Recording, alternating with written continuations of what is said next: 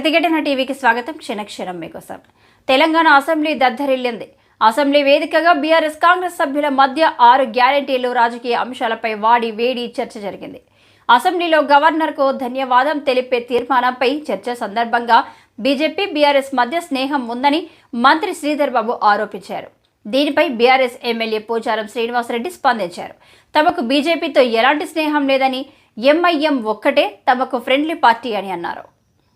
అయితే పోచారం వ్యాఖ్యలపై సీఎం రేవంత్ రెడ్డి స్పందించారు.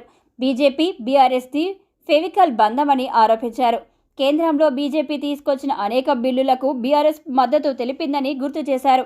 కేటీఆర్ను సీఎం చేసేందుకు సహకరించాలని ప్రధాని మోదీని కేసీఆర్ కోరారని, ఈ విషయాన్ని మోదీ స్వయంగా చెప్పారని అన్నారు. సీఎం రేవంత్ రెడ్డి వ్యాఖ్యలను పోచారం శ్రీనివాసరెడ్డి కౌంటర్ ఇచ్చారు. బీజేపీ అభ్యర్థులను బీఆర్ఎస్ ఓడించిందని గుర్తు చేశారు.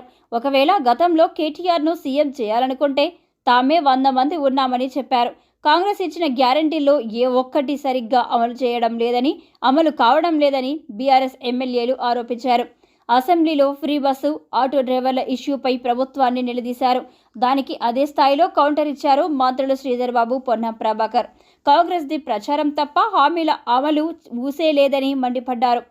బీఆర్ఎస్ ఎమ్మెల్యే పల్లా రాజేశ్వరరెడ్డి ప్రచారం తప్ప హామీల అమలు లేదని మండిపడ్డారు. ఫ్రీ బస్సుతో మహిళలు ఇబ్బంది పడుతున్నారని, మరిన్ని బస్సులు పెంచాలని కోరారు.